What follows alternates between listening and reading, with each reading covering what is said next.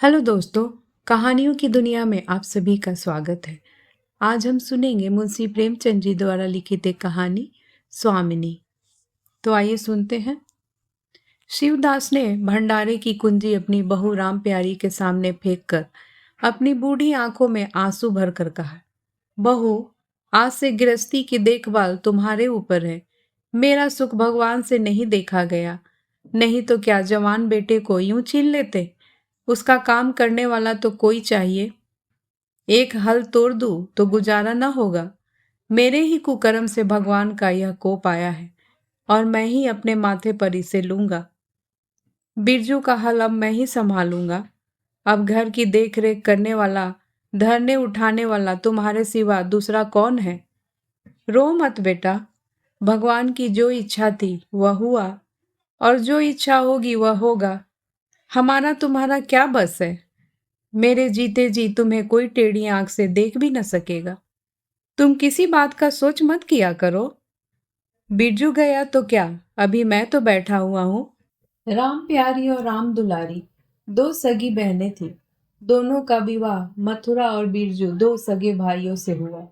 दोनों बहनें नैहर की तरह ससुराल में भी प्रेम और आनंद से रहने लगी।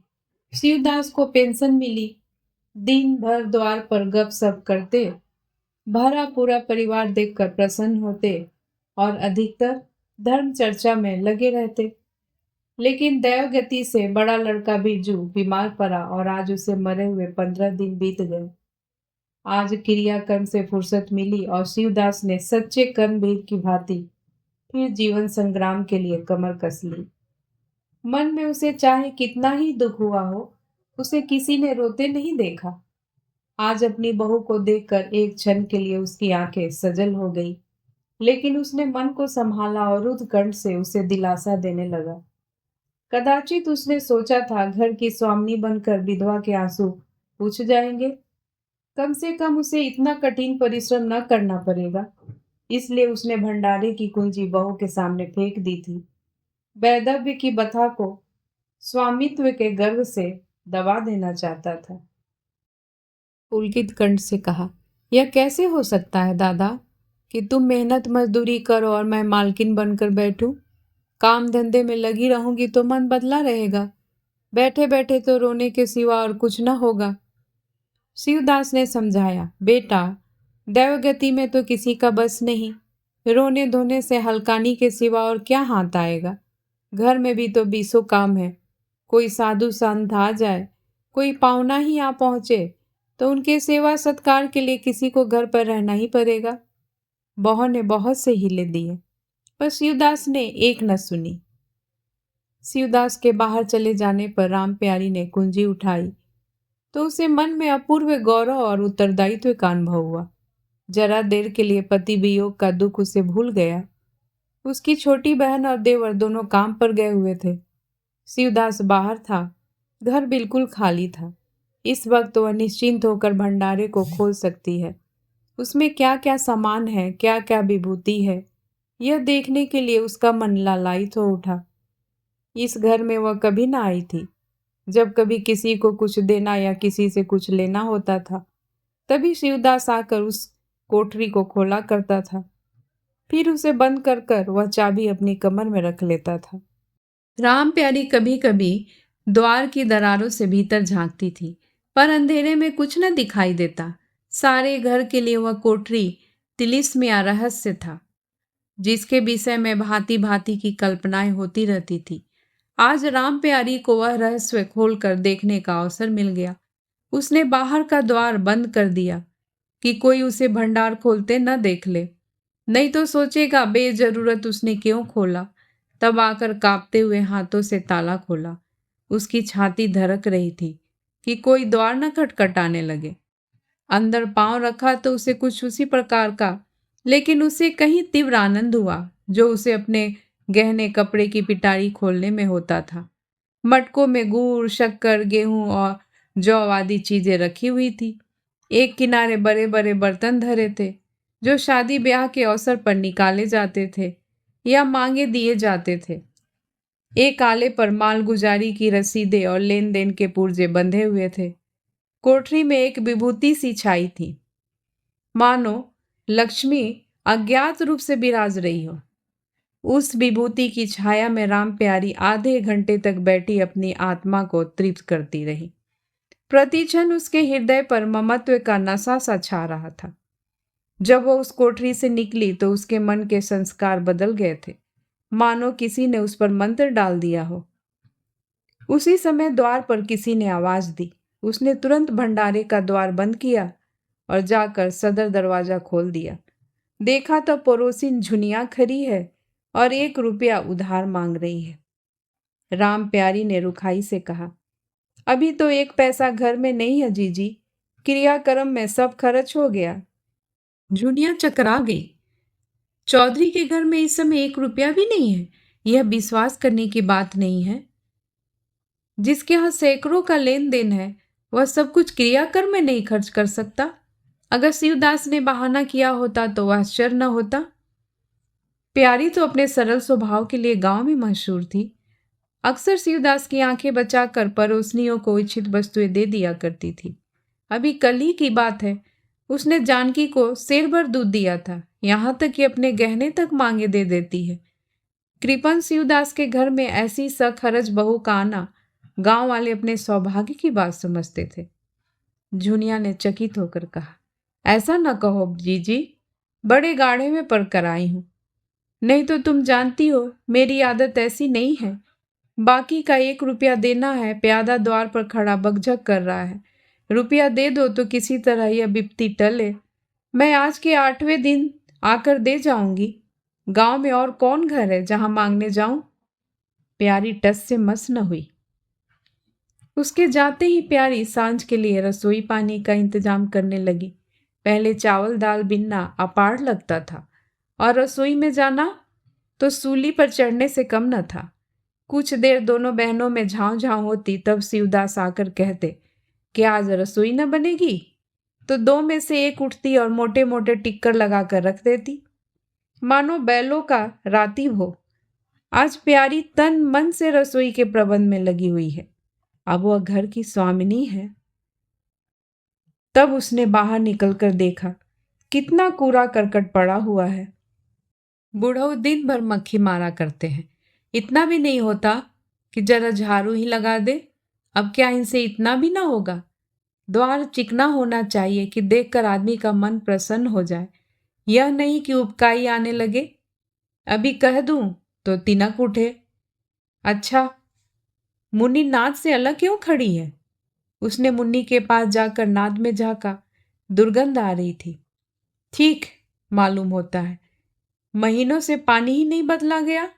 इस तरह तो गाय रह चुकी, अपना पेट भर लिया, छुट्टी हुई, और किसी से क्या मतलब।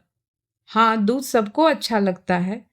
दादा द्वार पर बैठे चिलम पी रहे हैं, मगर इतना नहीं होता कि 4 घड़ा पानी नाद में डाल दे। मजूर रखा है, वह भी 3 कौड़ी का। खाने को ढेर से, काम करने को नानी मरती है। आज आता है तो पूछती हूँ, नाद में पानी क्यों नहीं बदला? रहना है तो रहे या जाए, आदमी बहुत मिलेंगे। चारों ओर तो लोग मारे मारे फिर रहे हैं। आखिर उससे न रहा गया, घड़ा उठाकर पानी लाने चली गई। शिवदास ने पुकारा, पानी क्या होगा बहू, इसमें पानी भरा हुआ है। प्यारी ने कहा, नाद का पानी सर गया है। मुन्नी भूसे में मुंह नहीं डालती, देखते नहीं हो कोस भर पर खड़ी है। शिवदास मार्मिक भाव से मुस्कुराए और आकर बहू के हाथ से घड़ा ले लिया। कई महीने बीत गए। प्यारी के अधिकार में आते ही उस घर में जैसे बसंत आ गया। भीतर बाहर जहां देखिए किसी निपुण प्रबंध के हस्त कौशल, सुविचार और सुरुचि के चिन्ह दिखते थे। प्यारी ने गृह यंत्र की ऐसी चाबी कस दी थी कि सभी पुर्जे ठीक ठाक चलने लगे थे। भोजन पहले से अच्छा मिलता है और समय पे मिलता है। दूध ज्यादा होता है, घी ज्यादा होता है और काम ज्यादा होता है। प्यारी न खुद विश्राम लेती है, न दूसरों को विश्राम लेने देती है। घर में ऐसी बरकत आ गई है कि जो चीज मांगो घर में ही निकल आती है। आदमी से लेकर जानवर तक सभी स्वस्थ दिखाई देते हैं। अब वह पहले की सी दशा नहीं है कि कोई चिथड़े लपेटे घूम रहा है। किसी को गहने की धुन सवार है। हाँ, अगर कोई रुग्ण और चिंतित तथा मलिन वेश में है तो वह प्यारी है। फिर भी सारा घर उससे जलता है। यहाँ तक कि बूढ़े शिवदास भी कभी कभी उसकी बदगोई करते हैं। किसी को पहर रात रहे उठना अच्छा नहीं लगता। मेहनत से सभी जी चुराते हैं, फिर भी यह सब मानते हैं कि प्यारी न हो तो घर का काम न चले। और तो और दोनों बहनों में भी अब उतना अपनापन नहीं रहा। प्रातः काल का समय था। दुलारी ने हाथों के करे लाकर प्यारी के सामने पटक दिए और घुन्नाई हुई बोली, लेकर इसे भी भंडारे में बंद कर दे। प्यारी ने करे उठा लिया और कोमल स्वर से कहा, कह तो दिया, हाथ में रुपए आने दे, बनवा दूंगी। अभी ऐसा घिस नहीं गया है कि आज ही उतार कर फेंक दिया जाए। दुलारी लड़ने को तैयार होकर आई थी। बोली, तेरे हाथ में काहे को कभी रुपए आएंगे और काहे को कड़े बनेंगे? जोर जोर रखने में मजा आता है ना? प्यारी ने हंसकर कहा, जोर जोर कर रखती हूं तो तेरे लिए ही, कि मेरा कोई कोई बैठा है। मैं सबसे ज्यादा खा पहन लेती हूँ। मेरा आनंद कब का टूटा पड़ा है। दुलारी, तुम न खाओ, तुम न पहनो, जस तो पाती हो। यहाँ खाने पहनने के सिवा और क्या है? मैं तुम्हारा हिसाब किताब नहीं जानती। मेरे करे आज के आज बनाने को भेज दो। प्यारी ने सरल विनोद के भाव से पूछा, रुपए न हो तो कहाँ से लाऊं? दुलारी ने उदंडता के साथ कहा, मुझे इसे कोई मतलब नहीं, मैं तो करे चाहती हूँ।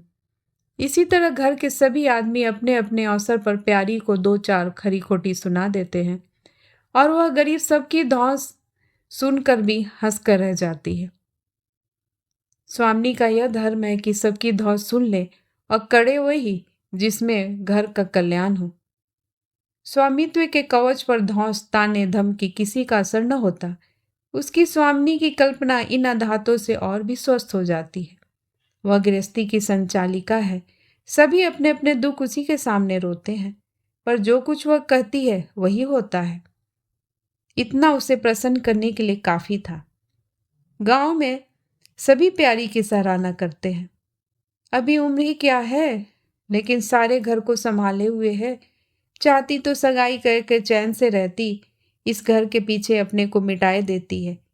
कभी किसी से हंसती बोलती भी नहीं, जैसे काया पलट गई हो। कई दिन बाद दुलारी के कड़े बनकर आ गए। प्यारी खुद सुनार के घर दौड़ दौड़ कर गई। संध्या हो गई थी। दुलारी और मथुरा हाट से लौटे। प्यारी ने नए करे दुलारी को दिए। दुलारी निहाल हो गई। चटपट करे पहने और दौड़ी हुई बरौठे में जाकर मथुरा को दिखाने लगी। प्यारी बरौठे के द्वार पर छिपी खड़ी यह सब दृश्य देख रही थी। उसकी आंखें सजल हो गई। दुलारी उससे कुल 3 ही साल तो छोटी है, पर दोनों में कितना अंतर है। उसकी आंखें मानो उस दृश्य पर जम गई। दंपति का वह सरल आनंद, उनका प्रेमालिंगन, उसकी मुग्ध मुद्रा प्यारी की टकटकी सी बन गई। यहाँ तक कि दीपक के धुंधले प्रकाश में वे दोनों उसकी नजरों से गायब हो गए और अपने ही अतीत जीवन की एक लीला आंखों के सामने बार बार नए नए रूप में आने लगी। सहसा शिवदास ने पुकारा, बड़ी बहू, एक पैसा दो, तंबाकू मंगवाऊं। प्यारी की समाधि टूट गई। आंसू पोंछती हुई भंडारे में पैसा लेने चली गई। एक एक करके प्यारी के गहने उसके हाथ से निकलते जाते थे। वह चाहती थी मेरा घर गांव में सबसे संपन्न समझा जाए, और इस महत्वाकांक्षा का मूल देना पड़ता है। कभी घर की मरम्मत के लिए और कभी बैलों की नई गोई खरीदने के लिए, कभी नातेदारों के व्यवहारों के लिए, कभी बीमारों की दवा दारू के लिए रुपए की जरूरत पड़ती रहती थी। और जब वह कर्तव्योन्त करने पर भी काम न चलता तो वह अपनी कोई न कोई चीज निकाल देती, और चीज एक बार हाथ से निकलकर फिर न लौटती थी। वह चाहती तो इनमें से कितने ही खर्चों को टाल जाती, पर जहाँ इज्जत की बात आ पड़ती थी वह दिल खोल कर खर्च करती। अगर गांव में हेठी हो गई तो क्या बात रही, लोग उसी का नाम तो धरेंगे। दुलारी के पास भी गहने थे। दो एक चीज मथुरा के पास भी थी, लेकिन प्यारी उनकी चीजें न छूती। उनके खाने पहनने के दिन है, वे इस जंजाल में क्यों फंसे। दुलारी को लड़का हुआ तो प्यारी ने धूम से जन्मोत्सव मनाने का प्रस्ताव किया। शिवदास ने विरोध किया, क्या फायदा, जब भगवान की दया से सगाई ब्याह के दिन आएंगे तो धूमधाम कर लेंगे। प्यारी का हौसले से भरा दिल भला क्यों मानता। बोली, कैसी बात कहते हो दादा, पहलौठा लड़के के लिए भी धूमधाम ना हुई तो कब होगी। मन तो नहीं मानता, फिर दुनिया क्या कहेगी। नाम बड़े दर्शन थोड़े। मैं तुमसे कुछ नहीं मांगती, अपना सारा सरंजाम कर लूंगी, गहनों के माथे जाएगी और क्या। शिवदास ने चिंतित होकर कहा, इस तरह एक दिन धागा भी न बचेगा। कितना समझाया बेटा, भाई भौजाई किसी के नहीं होते। अपने पास 2 चीजें रखेगी तो सब मुंह जोहेंगे, नहीं तो कोई सीधे बात भी न करेगा। प्यारी ने ऐसा मुंह बनाया मानो ऐसी बूढ़ी बातें बहुत सुन चुकी है, और बोली, जो अपने हैं वे भी न पूछेंगे तो भी अपने ही रहते हैं। मेरा धर्म मेरे साथ है, उनका धर्म उनके साथ है। मर जाऊंगी तो क्या छाती पर लाद के ले जाऊंगी। धूमधाम से जन्मोत्सव मनाया गया। बरही के दिन सारी बिरादरी का भोज हुआ। लोग खा पी कर चले गए। प्यारी दिन भर की थकी मांदी आंगन में एक टाट का टुकड़ा बिछाकर कमर सीधी करने लगी। आंखें झपक गई। मथुरा उसी वक्त घर में आया। नवजात पुत्र को देखने के लिए उसका चित्त व्याकुल हो रहा था। दुलारी सौर गृह से निकल चुकी थी। गर्भावस्था में उसकी देह छीन हो गई थी, मुंह भी उतर गया था, पर आज स्वस्थ की लालिमा मुख पर छाई हुई थी। सौर के संयम और पौष्टिक भोजन ने देह को चिकना कर दिया था। मथुरा उसे आंगन में देखते ही समीप पर आ गया और एक बार प्यारी की ओर ताककर उससे निद्रामग्न होने का निश्चय करके उसने शिशु को गोद में ले लिया और उसका मुंह चूमने लगा। आहट पाकर प्यारी की आंखें खुल गई, पर उसने नींद का बहाना किया और अधखुली आंखों से यह आनंद क्रीड़ा देखने लगी। माता और पिता दोनों बारी बारी से बालक को चूमते, गले लगाते और उसके मुख को निहारते थे। कितना स्वर्गीय आनंद था। प्यारी की त्रिसित लालसा एक क्षण के लिए स्वामिनी को भूल गई। जैसे लगाम से मुखबद बोझ से लदा हुआ हाँकने वाले के चाबुक से पीड़ित दौड़ते दौड़ते बेदम तुरंग हिनहिनाने की आवाज सुनकर कनौतिया खड़ी कर लेता है और परिस्थिति को भूलकर एक दबी हुई हिनहिनाहट से उसका जवाब देता है। कुछ वैसी दशा प्यारी की हुई। उसका मातृत्व जो पिंजरे में बंद मुख निश्चेष्ट पड़ा हुआ था, समीप से आने वाली मातृत्व की चहकार सुनकर जैसे जाग पड़ा और चिंताओं के उस पिंजरे से निकलने के लिए पंख फरफराने लगा। मथुरा ने कहा, यह मेरा लड़का है। दुलारी ने बालक को गोद में चिपटा कर कहा, हाँ क्यों नहीं, तुम्ही ने तो 9 महीने पेट में रखा है। सांसद तो मेरी हुई, बाप कहलाने के लिए तुम कूद पड़े। मथुरा, मेरा लड़का न होता तो मेरी सूरत का क्यों होता। चेहरा मोहरा रंग रूप सब मेरा ही सा है कि नहीं। दुलारी, इससे क्या होता है, बीज बनिए के घर से आता है, खेत किसान का होता है, उपज बनिए की नहीं होती, किसान की होती है। मथुरा, बातों में तुमसे कोई न जीतेगा। मेरा लड़का बड़ा हो जाएगा तो मैं द्वार पर बैठकर मजे से हुक्का पिया करूंगा। दुलारी, मेरा लड़का पढ़ेगा लिखेगा, कोई बड़ा हुद्दा पाएगा, तुम्हारी तरह दिन भर बैलों के पीछे न चलेगा। मालकिन से कहना कल एक पालना बनवा दे। मथुरा, अब बहुत सवेरे न उठा करना और छाती फाड़कर काम भी न करना। दुलारी, यह महारानी जीने देगी। मथुरा, मुझे तो बेचारी पर दया आती है, उसका कौन बैठा हुआ है, हम ही लोगों के लिए मरती है। भैया होते तो अब तक 2-3 बच्चों की माँ हो गई होती। प्यारी के कंठ में आंसुओं का ऐसा वेग उठा कि उसे रोकने में सारी देह कांप उठी। अपना वंचित जीवन उसे मरुस्थल सा लगा। उसकी सूखी रेत पर वह हरा भरा बाग लगाने को निष्फल चेष्टा कर रही थी। कुछ दिनों के बाद शिवदास भी मर गया। उधर दुलारी के 2 बच्चे और हुए। वह भी अधिकतर बच्चों के लालन पालन में व्यस्त रहने लगी। खेती का काम मजदूरों पर आ गया। मथुरा मजदूर तो अच्छा था, संचालक अच्छा न था। उसे स्वतंत्र रूप से काम लेने का कभी अवसर ही न मिला। खुद पहले भाई की निगरानी में काम करता रहा, बाद को बाप की निगरानी में काम करने लगा। खेती का तार भी न जानता था। वही मजदूर उसके यहाँ टिकते थे जो मेहनत नहीं खुशामद करने में कुशल होते थे। इसलिए प्यारी को अब दिन में 2-4 चक्कर हार के भी लगाना पड़ता। कहने को वह अब भी मालकिन थी, पर वास्तव में घर भर की सेविका थी। मजदूर भी उसे त्योरियां बदलते थे। जमींदार का प्यादा भी उसी पर धौंस जमाता। भोजन में भी किफायत करनी पड़ती। लड़कों को तो जितनी बार मांगे उतनी बार कुछ न कुछ चाहिए। दुलारी तो लड़कौरी थी, उसे भरपूर भोजन चाहिए। मथुरा घर का सरदार था, उसके इस अधिकार को कौन छीन सकता था। मजदूर भला क्यों रियायत करने लगे थे। सारी कसर प्यारी पर निकलती थी। वही एक फालतू चीज थी। अगर आधा पेट खाए तो किसी को हानि न हो सकती थी। 30 वर्ष की अवस्था में उसके बाल पक गए, कमर झुक गई, आंखों की जोत कम हो गई, मगर वह प्रसन्न थी। स्वामित्व का गौरव इन सारे जख्मों पर मरहम का काम करता था। एक दिन मथुरा ने कहा, भाभी, अब तो कहीं परदेश जाने का जी होता है। यहाँ तो कमाई में बरकत नहीं है। किसी तरह पेट की रोटी चल जाती है, वो भी रोज होकर। कई आदमी पूरब से आए हैं, वे कहते हैं वहां 2-3 रुपए रोज की मजदूरी हो जाती है। 4-5 साल भी रह गया तो माला माल हो जाऊंगा।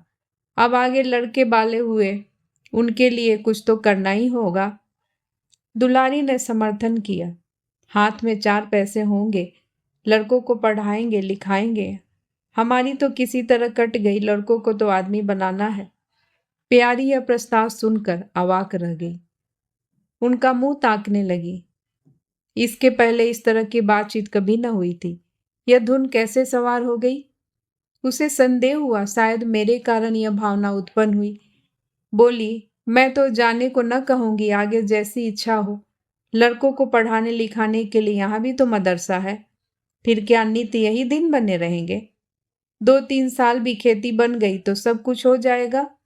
मथुरा, इतने दिन खेती करते हो गए, जब अब तक न बनी तो अब क्या बन जाएगी। इस तरह एक दिन चल देंगे, मन की मन में रह जाएगी। फिर अब पौरुख भी तो थक रहा है, यह खेती कौन संभालेगा। लड़कों को मैं चक्की में जोत कर उनकी जिंदगी नहीं खराब करना चाहता। प्यारी ने आंखों में आंसू लाकर कहा, भैया, घर पर जब तक आधी मिले सारी के लिए न धावना चाहिए। अगर मेरी ओर से कोई बात हो तो अपना घर बार अपने हाथ में करो, मुझे एक टुकड़ा दे देना, पड़ी रहूंगी। मथुरा अर्धकंठ होकर कहा, भाभी, यह तुम क्या कहती हो। तुम्हारे ही संभाले यह घर अब तक चला है, नहीं तो रसातल में चला गया होता।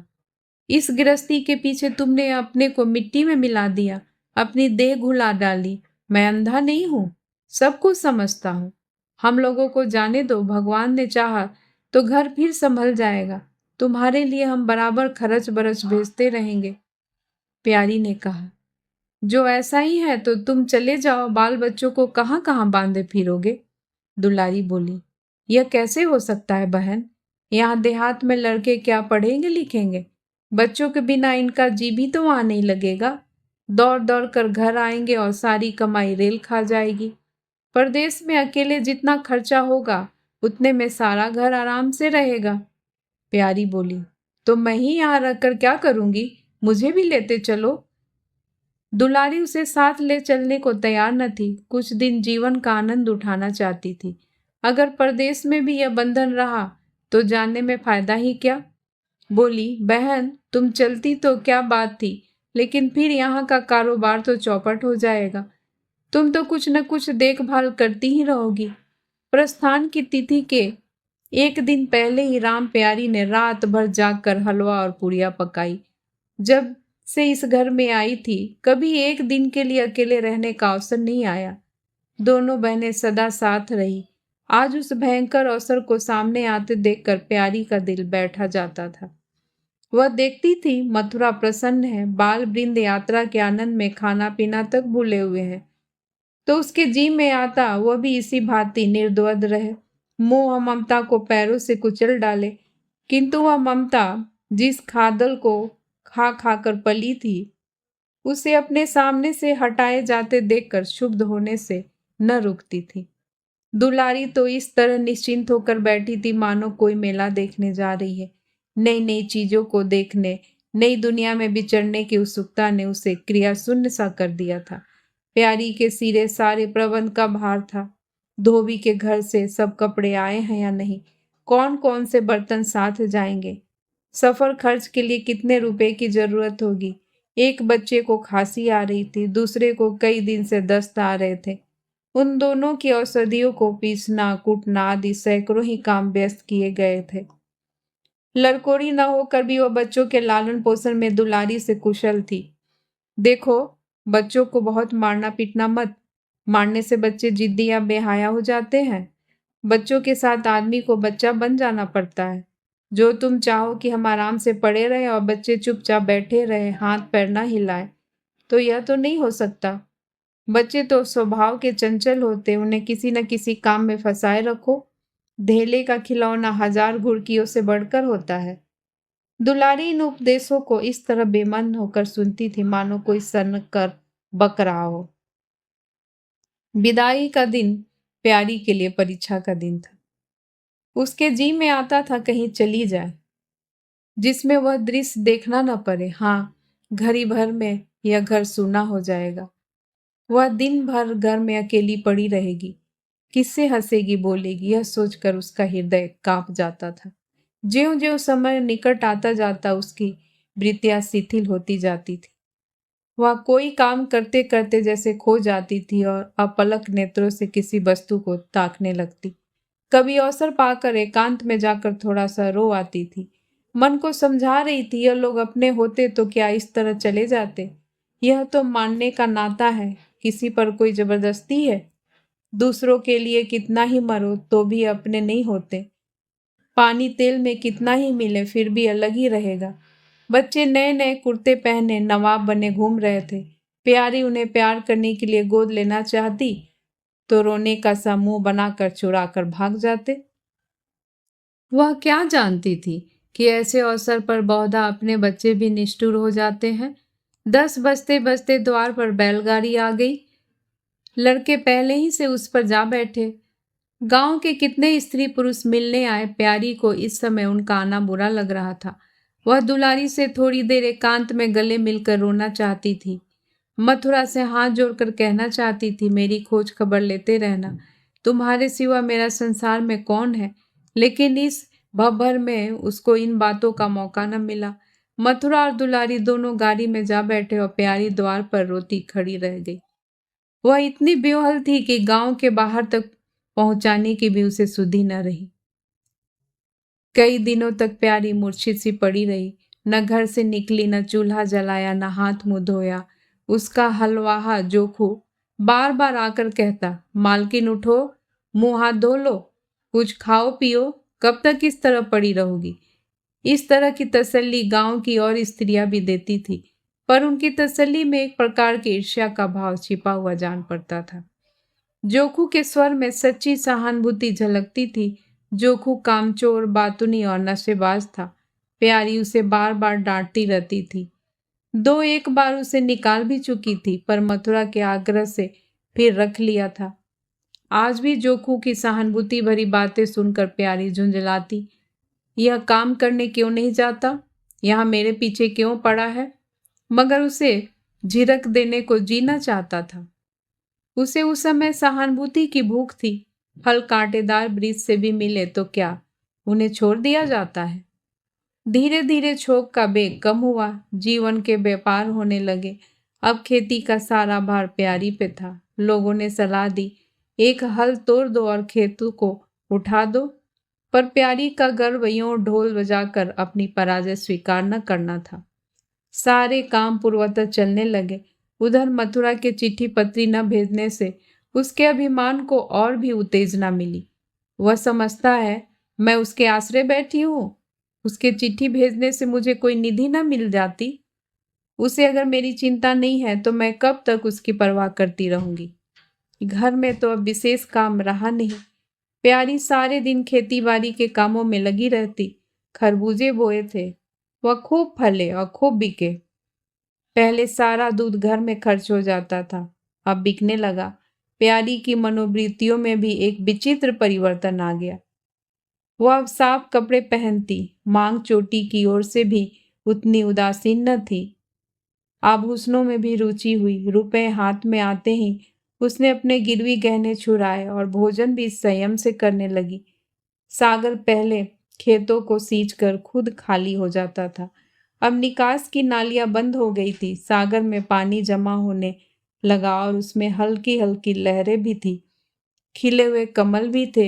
एक दिन जोखो हार से लौटा तो अंधेरा हो गया था। प्यारी ने पूछा, अब तक वहां क्या करता रहा? जोखू ने कहा, 4 क्यारियां बच रही थी, मैंने सोचा 10 मोट और खींच लूं, कल का झंझट कौन करे। जोखू अब कुछ दिनों से काम में मन लगाने लगा था। जब तक मालिक उसके सिर पर सवार रहते थे वह हीले बहाने करता था। अब सब कुछ उसके हाथ में था। प्यारी सारे दिन हार में थोड़ी ही रह सकती थी, इसलिए अब उसमें जिम्मेदारी आ गई थी। प्यारी ने लोटे का पानी रखते हुए कहा, अच्छा हाथ मुंह धो डालो, आदमी जान रख कर काम करता है, हाय हाय करने से कुछ नहीं होता। खेत आज न होते कल होते, क्या जल्दी थी। जोखू ने समझा प्यारी बिगड़ रही है। उसने तो अपनी समझ में कारगुजारी की थी और समझा था तारीफ होगी। यह आलोचना हुई, चिढ़ कर बोला, मालकिन दाहिने बाएं दोनों ओर चलती हो, जो बात नहीं समझती है उसमें क्यों कूदती हो। कल के लिए तो ऊंचवा के खेत पड़े सूख रहे थे, आज बड़ी मुश्किल से कुआं खाली हुआ था। सवेरे में पहुंचता तो कोई और आकर न छेक लेता, फिर अठवारे तक राह देखनी पड़ती, तभी तो सारी ऊख विदा हो जाती। प्यारी उसकी सरलता पर हंसकर बोली, अरे तो मैं तुझे कुछ कह थोड़ी ही रही हूं पागल। मैं तो कहती हूं कि जान रख कर काम कर, कहीं बीमार पड़ गया तो लेने के देने पड़ जाएंगे। जोखू, कौन बीमार पड़ता है? मैं 20 साल में कभी सिर तक तो दुखा नहीं, आगे की नहीं जानता, कहो रात भर काम करता रहूं। प्यारी, मैं क्या जानूं, तुम ही अंतरे दिन बैठे रहते थे और पूछा जाता था तो कहते थे ज्वर आ गया था, पेट में दर्द था। जोखू झेपता हुआ बोला, वह बातें जब की थी जब मालिक लोग चाहते थे कि इसे पीस डाले। अब तो जानता हूं मेरे ही माथे हैं, मैं न करूंगा तो सब चौपट हो जाएगा। प्यारी, मैं क्या देखभाल नहीं करती? जोखू, तुम बहुत करोगी, 2 बेर चली जाओगी, सारे दिन तुम वहां बैठी नहीं रह सकती। प्यारी को उसके निष्कपट व्यवहार ने मुग्ध कर दिया। बोली, तो इतनी रात गए चूल्हा जलाओगे, कोई सगाई क्यों नहीं कर लेते? जोकू ने मुंह धोते हुए कहा, तुम भी खूब कहती हो मालकिन, अपने पेट भर को तो होता नहीं, सगाई कर लूं। 1.25 सेर खाता हूं, 1 जून पूरा 1.25 सेर, दोनों जून के लिए 2 सेर चाहिए। प्यारी, अच्छा आज मेरी रसोई में खाओ, देखो कितना खाता है। जोखू ने पुलकित होकर कहा, नहीं मालकिन, तुम बनाते बनाते थक जाओगी। हाँ, आध सेर के 2 रोटा बनाकर खिला दो तो खा लूं। मैं तो यही करता हूँ बस, आटा सान कर 2 लीट बनाता हूँ और उपले पर सेक लेता हूँ। कभी मट्ठे से, कभी नमक से, कभी प्याज से खा लेता हूँ और आकर पड़ रहता हूँ। प्यारी, मैं तुम्हें आज फुलके खिलाऊंगी। जोखू, तब तो सारी रात खाते ही बीत जाएगी। प्यारी, बको मत, चटपट आकर बैठ जाओ। जोखू, जरा बैलों को सानी पानी देता जाऊं तो बैठूं। जोखू और प्यारी में ठनी हुई थी। प्यारी ने कहा, मैं कहती हूँ धान रोपने की कोई जरूरत नहीं, झड़ी लग जाए तो खेत डूब जाए, बरखा बंद हो जाए तो खेत सूख जाए, ज्वार बाजरा सन अरहर सब तो है, धान न सही। जोखू ने अपने विशाल कंधे पर फावड़ा रखते हुए कहा, जब सबका होगा तो मेरा भी होगा, सबका डूब जाएगा तो मेरा भी डूब जाएगा, मैं क्यों किसी से पीछे रहूं। बाबा के जमाने में 5 बीघा से कम नहीं रोपा जाता था, बिरजू भैया ने उसमें 1-2 बीघे और बढ़ा दिए, मथुरा ने भी थोड़ा बहुत हर साल रोपा, तो मैं क्या सबसे गया बीता हूं, मैं 5 बीघे से कम न लगाऊंगा। तब घर में 2 जवान काम करने वाले थे, मैं अकेला उन दोनों के बराबर खाता हूँ, दोनों के बराबर काम क्यों न करूंगा। चल झूठा कहीं का, कहते थे 2 सेर खाता हूँ, 4 सेर खाता हूँ, आज सिर में रह गए? एक दिन तौलो तब मालूम हो। तौला है बड़े खाने वाले। मैं कह देती हूँ धान न रोपो, मजूर मिलेंगे नहीं, अकेले हलकान होना पड़ेगा। तुम्हारी बला से मैं ही हलकान हूँगा ना, यह देख किस दिन काम आएगी। प्यारी ने उसके कंधे पर से फावड़ा ले लिया और बोली, तुम पहर रात से पहर रात तक ताल में रहोगे? अकेले मेरा जी उबेगा। जोकू को उबने का अनुभव न था। कोई काम ना हो तो आदमी पर कर सो रहे, जी क्यों उबे? बोला, जी उबे तो सो रहना। मैं घर रहूंगा तब तो और जी उबेगा। मैं खाली बैठूंगा तो बार बार खाने की सुस्ती है, बातों में देर हो रहती है और बादल घिरे आते हैं। प्यारी ने कहा, अच्छा कल से जाना, आज बैठ जाओ। जोकू ने मानो बंधन में पड़कर कहा, अच्छा बैठ गया, कहो क्या कहती हो। प्यारी ने विनोद करते हुए कहा, कहना क्या है, मैं तुझसे पूछती हूँ अपनी सगाई क्यों नहीं कर लेते? अकेले मरती हूँ तब 1 से 2 हो जाऊंगी। जोकू शर्माता हुआ बोला, तुमने फिर वही बेबाद की बात छेड़ दी मालकिन। किससे सगाई कर लो यहाँ? ऐसी मेहरिया लेकर क्या करूंगा जो गहनों के लिए मेरी जान खाती रहे? प्यारी, यह तो तुमने बड़ी कड़ी शर्त लगाई। ऐसी औरत कहाँ मिलेगी जो गहने भी न चाहे? जोखू, यह मैं थोड़ी ही कहता हूँ कि वह गहने न चाहे, हाँ मेरी जान न खाए। तुमने तो कभी गहनों के लिए हट न किया, बल्कि अपने सारे गहने दूसरों के ऊपर लगा दिए। प्यारी के कपोलों पर हल्का सा रंग आ गया। बोली, अच्छा और क्या चाहते हो? जोखू, मैं कहने लगूंगा तो बिगड़ जाओगी। प्यारी की आंखों में लज्जा की एक रेखा नजर आई। बोली, बिगड़ने की बात कहोगे तो जरूर बिगड़ूंगी। जोखू, तो मैं न कहूंगा। प्यारी ने उसे पीछे की ओर ढकेलते हुए कहा, कहोगे कैसे नहीं, मैं कहला के छोड़ूंगी। जोकू, मैं चाहता हूं कि वह तुम्हारी तरह हो, ऐसी गंभीर हो, ऐसी ही बातचीत में चतुर हो, ऐसा ही अच्छा पकाती हो, ऐसी ही किफायती हो, ऐसी ही हंसमुख हो। बस ऐसी औरत मिलेगी तो करूंगा, नहीं तो इसी तरह पड़ा रहूंगा। प्यारी का मुख लज्जा से आरक्त हो गया। उसने पीछे हटकर कहा, तुम बड़े नटखट हो, हंसी हंसी में सब कुछ कह गए। दोस्तों, इस कहानी को सुनने के लिए आपका बहुत बहुत धन्यवाद। दोस्तों, अगर आपको ये कहानी अच्छी लगी हो तो प्लीज़ मेरे चैनल को लाइक एंड सब्सक्राइब करना मत भूलिएगा और कमेंट्स भी ज़रूर करिएगा। मैं फिर हाजिर होंगी एक नई कहानी के साथ। तब तक के लिए नमस्कार।